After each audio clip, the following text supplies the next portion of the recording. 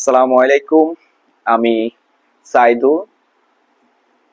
অনেকেই দেখে বুঝতে পারছে আজকের আলোচনার টপিক কি। আজকের আলোচনার টপিক প্রিপজিশন, বা অনেকে এটারে প্রেপজিশনও বলে। আমরা স্বাভাবিকভাবে প্রিপজিশন বলি, বা যারা খুব শুদ্ধভাবে খুব ভালোভাবে উচ্চারণ করে তারা প্রেপজিশন বলে। প্রিপজিশন বা প্রেপজিশন কাকে বলে? প্রিপজিশন, প্রি মানে পূর্বে, প্রিপজিশন প্রি মানে পূর্বে, আর পজিশন মানে অবস্থান।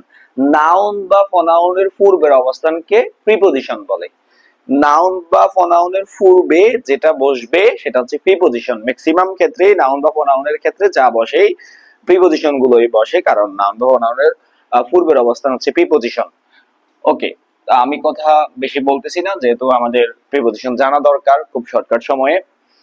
এভাবে আশা করি প্রিপজিশন আমার স্টুডেন্ট ছাড়া আর কেউ পাই নাই, বা আর কেউ পড়ারও কথা না, শুধু আমি এভাবে পড়াইছি।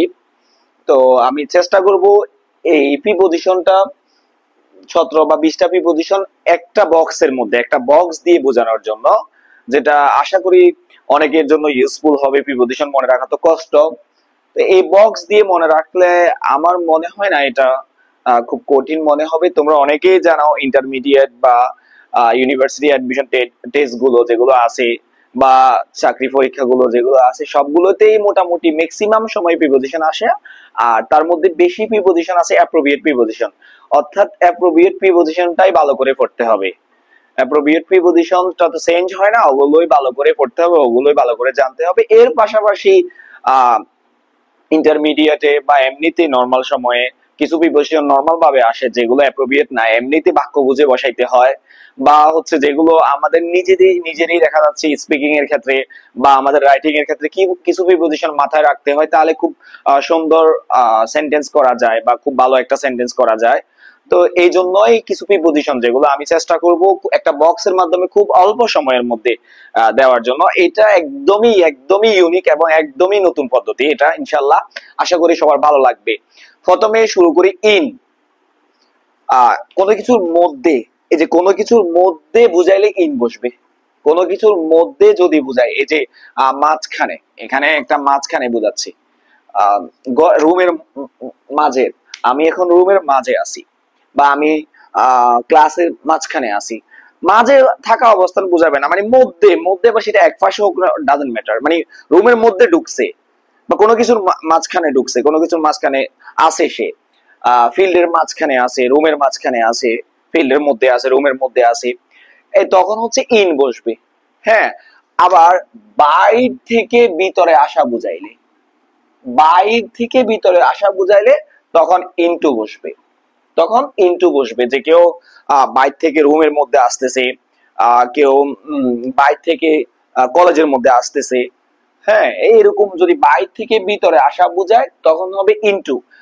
আর যখন ভিতর থেকে বাইর হওয়া বুঝাবে, ভিতর থেকে বাইরে যাওয়া বুঝাবে, আউট হবে, I am out out of the room, রুমের বাইরে, ভিতর থেকে বাইরে, ভিতর থেকে বাইরে হইলে তখন হচ্ছে আউট অফ বসবে। আর যদি উপরে লাগানো বুঝায়, কোনো কিছুর উপরে লাগানো বুঝায়, কোনো কিছুর উপরে লাগানো আছে, the fan on the table, টেবিলের উপরে লাগানো আছে, on the chair, on the floor, কোনো কিছুর উপরে লাগানো, স্পর্শ করা অবস্থায় আছে, স্পর্শ করা, এবং ওটা স্পর্শ করে আছে, মুভমেন্ট করতেছে না, স্পর্শ করে আছে। হ্যাঁ, হাতের উপরে কলমটা স্পর্শ করে আছে, বা হচ্ছে টেবিলের উপরে এই যে ফ্যানটা স্পর্শ করে আছে। The book on the table, বুকটা টেবিলের উপর স্পর্শ করে আছে, মুভমেন্ট করতেছে না কিন্তু, তাহলে তখন অন বসবে। আর যদি একটা উপরে একটা জায়গা থেকে আরেকটা জায়গাতে মুভমেন্ট করা বোঝায়, এক টেবিল থেকে আরেক টেবিলে মুভমেন্ট করতেছে, যে এই টেবিল থেকে এই টেবিলে আসতেছে, বা এই উপরে কোনো কিছুর উপর থেকে একটা থেকে আরেকটাতে মুভমেন্ট করতেছে, তখন আবার অন টু হবে উপরে। তবে যে এই টেবিল থেকে এই টেবিলে একটা বিড়াল লাফ দিছে, তখন হচ্ছে অন টু হবে। যে একটা থেকে আরেকটা জায়গায় অবস্থান, উপরের অবস্থান পরিবর্তন করলে তখন অন টু হবে। অন টুর ব্যবহার তেমন একটা হয় না, অনের ব্যবহারই হয়। কখন অনের ব্যবহার করব? যখন উপরে স্পর্শ করে লাগা বুঝাইলে। এই দুইটার ব্যবহার খুবই চমৎকার, খুবই চমৎকার, আমরা ম্যাক্সিমাম সময়ে এটা ভুল করি, ওভার এবং অ্যাবভ। কখন ওভার বসবে কখন অ্যাবভ বসবে, আমি খুব সংক্ষেপে বলার চেষ্টা করতেছি, খুব ইজিলি। যে এমন কিছু উপরে আমি চাইলে টাচ করতে পারবো। উপরে আমার মাথার উপরে কি ছাদ আছে, সিলিং আছে, ফ্যান আছে, হ্যাঁ আমি টাচ করতেছি না, তবে আমি চাইলে এটা টাচ করতে পারবো। টাচ করার মতো এটা আয়ত্তের মধ্যে আছে, আমার টাচ করার মতো, আমি চাইলে টাচ করতে পারবো। কিন্তু আরেকটা হচ্ছে এমন উপরে আমি চাইলেও টাচ করতে পারবো না।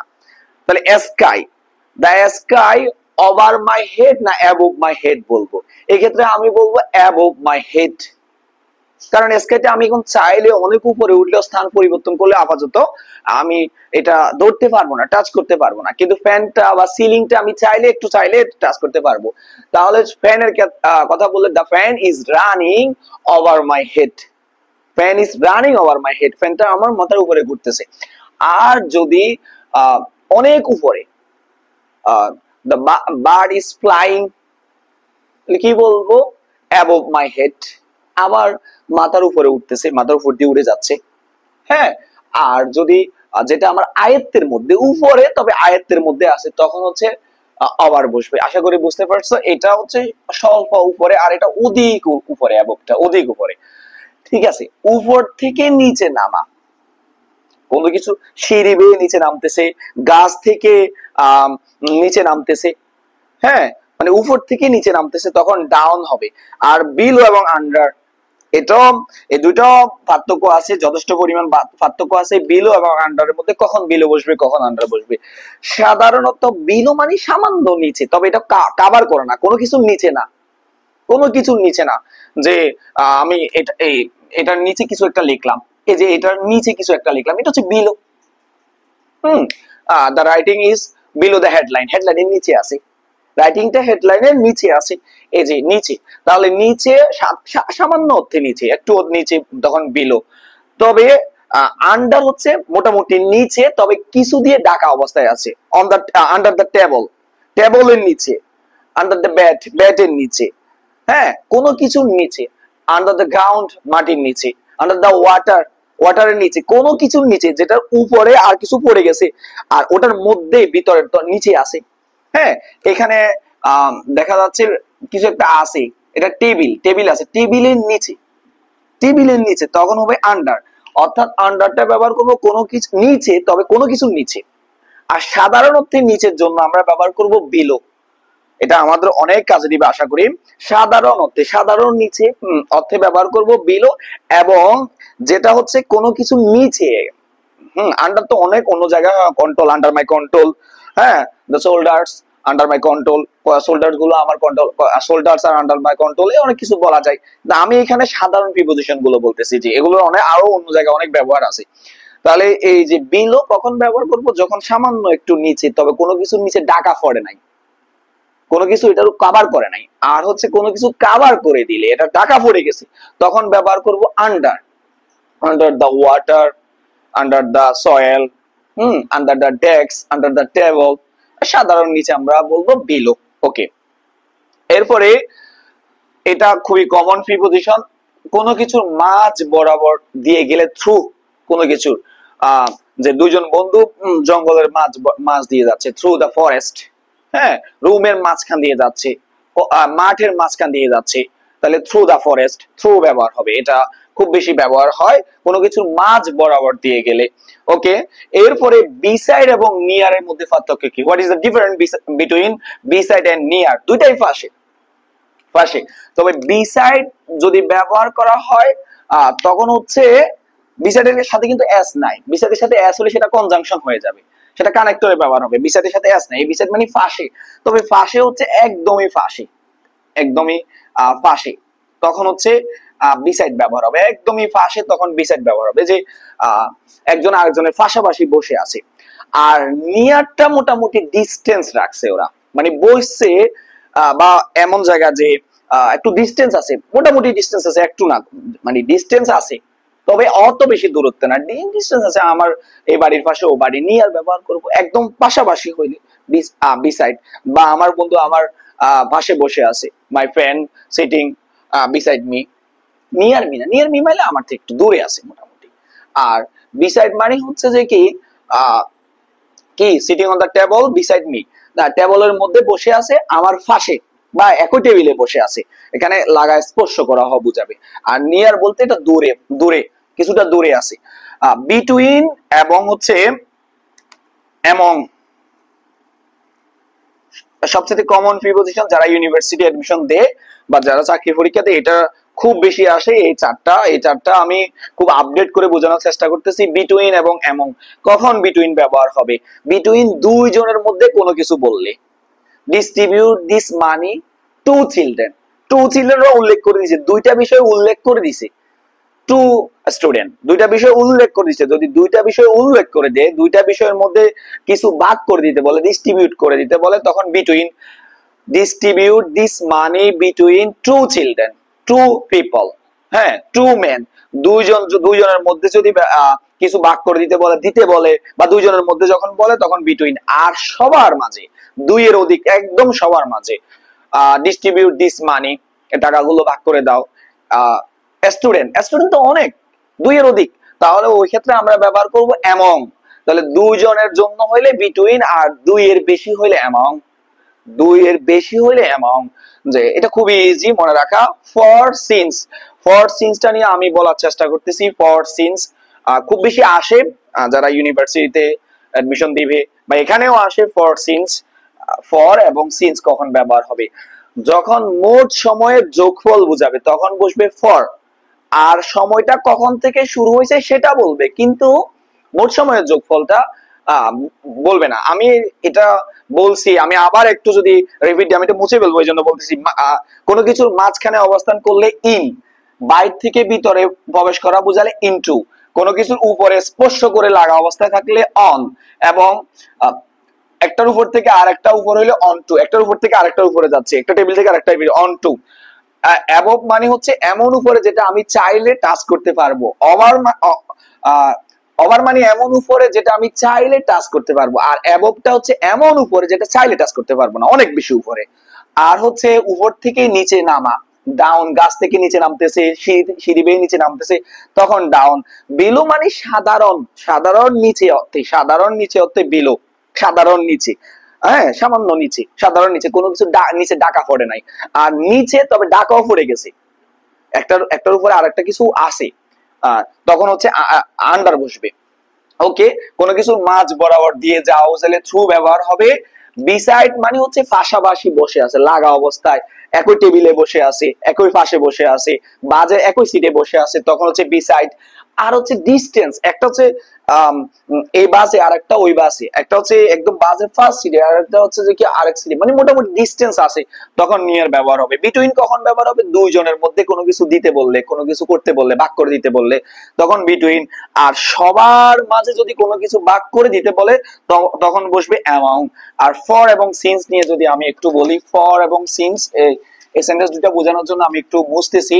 ফর এবং সিন্স, যেমন I have been living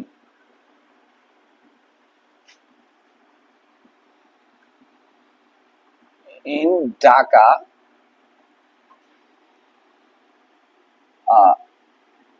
15 years। একটা দিছে এটা, আর একটা হচ্ছে I have been living in